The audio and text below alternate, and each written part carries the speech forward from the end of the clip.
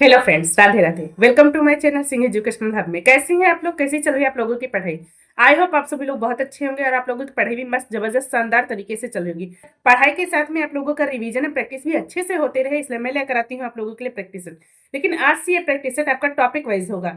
तो सबसे पहले टॉपिक वाइज में हमारा आता है भारत का इतिहास, और ये सिर्फ होम गार्ड के लिए नहीं है, ये सभी ऑल कॉम्पिटेटिव एग्जाम्स में के लिए इंपॉर्टेंट है। ठीक है, तो चलिए चलते हैं पहले प्रश्न। पहला प्रश्न है हमारा, हड़प्पा सभ्यता को अन्य किस नाम से जाना जाता है?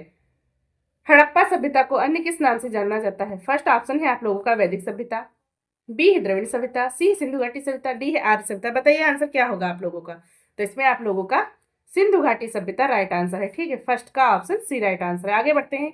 2 नंबर प्रश्न है हमारा, वैदिक सभ्यता किस नदी के तट पर विकसित हुई? वैदिक सभ्यता किस नदी के तट पर विकसित हुई? बताइए आंसर क्या होगा आप लोगों का? फर्स्ट ऑप्शन है गोदावरी, बी है कावेरी, सी है कृष्णा, डी है सरस्वती। बताइए आंसर क्या होगा आप लोगों का? तो इसमें आप लोगों का कावेरी राइट आंसर है। 2 का बी ऑप्शन राइट आंसर है। आगे बढ़ते हैं हम लोग। 3 नंबर प्रश्न है, वेदों में मानव अधिकार को किस अवधारणा से दर्शाया गया है? बताइए क्या आंसर होगा? फर्स्ट ऑप्शन है असमानता, बी है समानता, सी है अस्पृश्यता, डी है आर्थिक व्यवस्था। बताइए आंसर क्या होगा आप लोगों का? तो इसमें आप लोगों का डी ऑप्शन राइट आंसर है। डी ऑप्शन राइट आंसर है, आर्थिक व्यवस्था। 4 नंबर प्रश्न है, किसने मगध की राजधानी राजगृह से पाटलिपुत्र स्थानांतरित की? बताइए किसने की?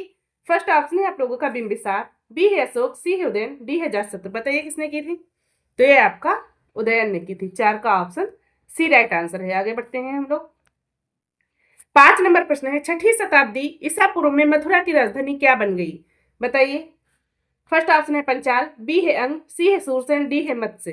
बताइए क्या आंसर होगा आप लोगों का? तो इसमें आप लोगों का ऑप्शन सी राइट आंसर है। 5 का ऑप्शन सी राइट आंसर है। ठीक है, आगे बढ़ते हैं हम लोग। 6 नंबर प्रश्न है, मगध साम्राज्य का अंतिम शासक कौन था? बताइए कौन था अंतिम शासक? फर्स्ट ऑप्शन है बृहद्रथ, बी है अजातशत्रु, सी है उदयन, डी है कालाशोक। बताइए आंसर क्या होगा आप लोगों का? तो बृहद्रथ राइट आंसर है। ठीक है, 6 का ए ऑप्शन राइट आंसर है। आगे बढ़ते हैं हम लोग। 7 नंबर प्रश्न है, श्वेतांबर और दिगंबर किस धर्म के हैं? श्वेतांबर और दिगंबर किस धर्म के हैं? फर्स्ट है ऑप्शन बौद्ध मत, बी है जैन मत, सी है हिंदुत्व, डी है सिख मत। बताइए। तो ये आप लोगों का जैन मत ऑप्शन। ठीक है, 7 का बी ऑप्शन राइट आंसर है। 8 नंबर प्रश्न है आपका, जैन धर्म के 23वें तीर्थंकर कौन थे? जैन धर्म के 23वें तीर्थंकर कौन थे? फर्स्ट ऑप्शन है ऋषभदेव, बी है महावीर स्वामी, सी है पार्श्वनाथ, डी है मल्लिनाथ। बताइए आंसर क्या होगा आप लोगों का? तो आप लोगों का सी ऑप्शन राइट आंसर है, पार्श्वनाथ। ठीक है, 8 का सी ऑप्शन राइट आंसर है। सी राइट आंसर है। ठीक है, आगे बढ़ते हैं हम लोग। 9 नंबर प्रश्न है, बुद्ध ने अपना पहला उपदेश कहाँ दिया था? बुद्ध ने अपना पहला उपदेश कहाँ दिया था? फर्स्ट ऑप्शन है आप लोगों का सारनाथ, बी है बोधगया, सी है लुम्बिनी और डी है कुशीनगर। बताइए क्या आंसर होगा आप लोगों का? तो इसमें आप लोगों का Sarnath, A option right answer है। 9 का ए ऑप्शन राइट आंसर है। आगे बढ़ते हैं हम लोग। 10 नंबर प्रश्न है, गौतम बुद्ध की माँ देवदह राज्य के शासक परिवार से थी? राज्य के किस शासक परिवार से थी जो अब उत्तर प्रदेश के किस जिले में है? बताइए।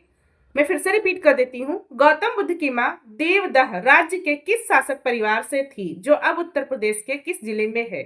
बताइए आंसर क्या होगा आप लोगों का? फर्स्ट ऑप्शन है देवरिया, बी है गोरखपुर, सी है बस्ती, डी है गोंडा। बताइए आंसर क्या होगा आप लोगों का? तो ये आप लोगों का ऑप्शन ए राइट आंसर है, देवरिया। ठीक है, 10 का ऑप्शन ए राइट आंसर है। आगे बढ़ते हैं। 11 नंबर प्रश्न है, तीसरी बौद्ध परिषद किस शहर में आयोजित की गई थी? तीसरी बौद्ध परिषद किस शहर में आयोजित की गई थी? बताइए। फर्स्ट ऑप्शन है कुंडलवन, बी है पाटलिपुत्र, सी है वैशाली, डी है राजगीर। बताइए क्या आंसर होगा आप लोगों का? तो ये आप लोगों का बी ऑप्शन राइट आंसर है। ठीक है, पाटलिपुत्र। आगे बढ़ते हैं हम लोग। 12 नंबर प्रश्न है, विनय पिटक पुस्तक किससे संबंधित है? बताइए किससे संबंधित है? फर्स्ट ऑप्शन है जरथुस्त्र के विचार से, बी है महावीर के उपदेश, सी है बौद्ध संघ के नियम, डी संस्कृत व्याकरण। बताइए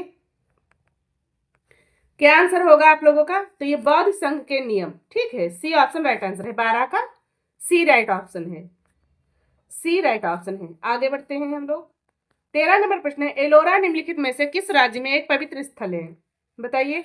फर्स्ट ऑप्शन है आप लोगों का राजस्थान, बी है गुजरात, सी कर्नाटक, डी है महाराष्ट्र। बताइए क्या आंसर होगा आप लोगों का। तो ये आप लोगों का डी महाराष्ट्र राइट आंसर होगा। ठीक है, आगे बढ़ते हैं हम लोग। 14 नंबर प्रश्न है, कौन सा प्राचीन भारतीय ग्रंथ संगीत, नृत्य और नाटक पर विस्तृत लेख के लिए जाना जाता है और जिसे शास्त्रीय भारतीय कलाओं के लिए एक आधारभूत कृति माना जाता है। बताइए आंसर क्या होगा आप लोगों का। मैं फिर से रिपीट कर देती हूँ, कौन सा प्राचीन भारतीय ग्रंथ संगीत, नृत्य और नाटक पर विस्तृत लेख के लिए जाना जाता है और जिसे शास्त्रीय भारतीय कलाओं के लिए एक आधारभूत कृति माना जाता है। फर्स्ट ऑप्शन है वेद, बी है मनुस्मृत, सी है नाट्यशास्त्र, डी है अर्थशास्त्र। बताइए आंसर क्या होगा आप लोगों का। तो ये आप लोगों का नाट्यशास्त्र राइट आंसर होगा। ठीक है, 14 का सी राइट आंसर है। आगे बढ़ते हैं हम लोग। 15 नंबर प्रश्न है, कुमार संभवम निम्नलिखित में से किस लेखक की साहित्यिक कृति है। ये आप लोगों को याद हो गया होगा क्योंकि मैंने ये कई बार रिपीट करवाया हुआ है। ठीक है, इसमें भी रिपीट हो गया है। फर्स्ट ऑप्शन है महादेवी, बी है महाकवि कालिदास, सी है भैरवी और डी है कल्हड़। बताइए क्या राइट आंसर है आप लोगों का। तो इसमें आप लोगों का महाकवि कालिदास राइट आंसर है। ठीक है, 15 का बी राइट आंसर है। आगे बढ़ते हैं हम लोग। 16 नंबर प्रश्न है, किस प्राचीन भारतीय ग्रंथ को आयुर्वेद विज्ञान के रूप में जाना जाता है। किस प्राचीन भारतीय ग्रंथ को आयुर्वेद विज्ञान के रूप में जाना जाता है। फर्स्ट ऑप्शन है आप लोगों का महाभारत, बी है चरक संहिता, सी है अर्थशास्त्र, डी है मनुस्मृत। बताइए आंसर क्या होगा आप लोगों का। तो इसमें आप लोगों का चरक संहिता राइट आंसर है। ठीक है, ऑप्शन बी राइट आंसर है। आगे बढ़ते हैं। 17 नंबर प्रश्न, प्रयाग प्रशस्ति की रचना निम्नलिखित में से किसके द्वारा संस्कृत में की गई थी। फिर से रिपीट करती हूँ, प्रयाग प्रशस्ति की रचना निम्नलिखित में से किसके द्वारा संस्कृत में की गई थी। बताइए क्या आंसर होगा आप लोगों का। फर्स्ट ऑप्शन है बौधायन, बी है भवभूत, सी है बाणभट्ट, डी है हरिसेन। बताइए क्या आंसर होगा आप लोगों का। तो इसमें आप लोगों का हरिसेन राइट आंसर है। ठीक है, आगे बढ़ते हैं हम लोग। 18 नंबर प्रश्न है, निम्नलिखित में से किसने सप्तांग राजनीतिक तर्क संगतता का सिद्धांत प्रतिपादित किया। बताइए किसने प्रतिपादित किया है। फर्स्ट ऑप्शन है आप लोगों का तुलसीदास, बी है कौटिल्य, सी है मनु, डी है चरक। बताइए क्या आंसर होगा आप लोगों का। इसमें आप लोगों का बी कौटिल्य राइट आंसर है। ठीक है, आगे बढ़ते हैं हम लोग। 19 नंबर प्रश्न है आपका, चंद्रगुप्त के पुत्र का नाम बताएं जिन्होंने 296 से 272 ईसा पूर्व के बीच शासन किया था और संपूर्ण भारत में साम्राज्य को बढ़ाया था। बताइए क्या होगा आंसर। तो ये है फर्स्ट ऑप्शन अशोक, बी है अनिरुद्ध, सी है बिंदुसार, डी है वसुदेव। बताइए क्या आंसर होगा आप लोगों का। तो इसमें आप लोगों का बिंदुसार राइट आंसर होगा। आगे बढ़ते हैं हम लोग। 20 नंबर प्रश्न है, मौर्य राजवंश के अंतिम शासक कौन थे। मौर्य राजवंश के अंतिम शासक कौन थे। बताइए कौन थे। फर्स्ट ऑप्शन है अशोक, बी है बिंदुसार, सी है बृहद्रथ, डी है पुष्यमित्र। बताइए क्या आंसर होगा आप लोगों का। तो इसमें आप लोगों का सी ऑप्शन राइट आंसर है, बृहद्रथ। ठीक है, 20 का ऑप्शन सी राइट आंसर है। आगे बढ़ते हैं हम लोग। 21 नंबर प्रश्न है, मथुरा कला विद्यालय किस काल के दौरान अपने शिखर पर था। मथुरा कला विद्यालय किस काल के दौरान अपने शिखर पर था। फर्स्ट ऑप्शन है मौर्य, बी है कुषाण, सी है मुगल, डी है सल्तनत। बताइए क्या आंसर होगा आप लोगों का। इसमें आप लोगों का बी राइट आंसर है, कुषाण। ठीक है, आगे बढ़ते हैं हम लोग। 22 नंबर प्रश्न, आर्यभट्ट एक प्रसिद्ध कलाकार थे, मतलब किस क्षेत्र से संबंधित थे ये बताना है आपको। फर्स्ट ऑप्शन है आप लोगों का चिकित्सक, बी है चित्रकार, सी है खगोलवेत्ता, डी है वैज्ञानिक। बताइए क्या आंसर होगा आप लोगों का। तो इसमें आप लोगों का खगोलवेत्ता राइट आंसर है, खगोलवेत्ता राइट आंसर है। ठीक है, आगे बढ़ते हैं हम लोग। 23 नंबर प्रश्न है, निम्नलिखित में से भारतीय नेपोलियन किसे माना जाता है। निम्नलिखित में से भारतीय नेपोलियन किसे माना जाता है। फर्स्ट ऑप्शन है आप लोगों का चंद्रगुप्त मौर्य, बी है समुद्रगुप्त, सी है अशोक, डी है हर्षवर्धन। बताइए आंसर क्या होगा आप लोगों का। इसमें आप लोगों का समुद्रगुप्त राइट आंसर है। ठीक है, 23 का बी राइट आंसर है। 24 नंबर प्रश्न है, प्रभावती गुप्त गुप्त साम्राज्य के निम्नलिखित शासकों में से किसकी पुत्री थी। मैं फिर से रिपीट करती हूँ, प्रभावती गुप्त गुप्त साम्राज्य के निम्नलिखित शासकों में से किसकी पुत्री थी। फर्स्ट ऑप्शन है कुमार गुप्त, बी समुद्रगुप्त, सी चंद्रगुप्त द्वितीय, डी है स्कंदगुप्त। बताइए आंसर क्या होगा। तो इसमें आप लोगों का समुद्रगुप्त राइट आंसर होगा। ठीक है, आगे बढ़ते हैं। 25 नंबर प्रश्न है, पल्लव वंश की राजधानी कहाँ स्थित थी। पल्लव वंश की राजधानी कहाँ स्थित थी। फर्स्ट ऑप्शन है तंजावुर, बी है कांचीपुरम, सी है मदुरई, डी है मैसूर।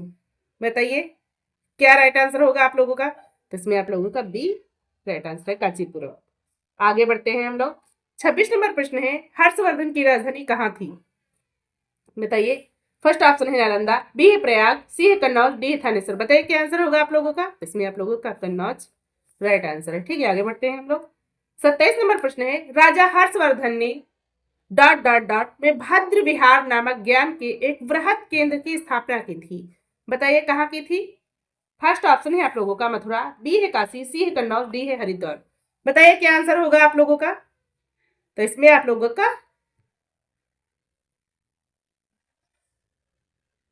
लोगों का कन्नौज राइट आंसर होगा। कन्नौज राइट आंसर होगा। ठीक है, आगे बढ़ते हैं हम लोग। 28 नंबर प्रश्न, पाल राजवंश के सर्वप्रथम राजा कौन थे? बताइए पाल राजवंश के सर्वप्रथम राजा कौन थे? फर्स्ट ऑप्शन है गोपाल, बी नंदलाल, सी धर्मपाल, डी देवपाल। बताइए क्या आंसर होगा आप लोगों का? तो इसमें आप लोगों को गोपाल राइट आंसर है। ठीक है, 28 का ऑप्शन ये राइट आंसर है। आगे बढ़ते हैं। ये है आप लोगों के क्वेश्चन जो कि टॉपिक वाइज थे। अगर आप लोगों को क्लास अच्छी लगे तो इसे लाइक शेयर सब्सक्राइब करना ना भूलें, ताकि आने वाली मेरी हर क्लास का नोटिफिकेशन आप तक सबसे पहले मिल सके। और ये टॉपिक वाइज से लाने का मेरा यही मतलब है कि आप लोगों का संपूर्ण रिवीजन हो सके। तो इसलिए आप लोग ज़्यादा से ज़्यादा शेयर कीजिए, ताकि जिस बच्चे को भी ज़रूरत हो वो हमारे साथ जुड़कर अपनी तैयारी को एक मजबूत आयाम दे सकता है। ध्यान रखिए अपना, जबरदस्त मस्त मस्त तरीके से पढ़ते रहिए, मुस्कुराते रहिए। जय हिंद।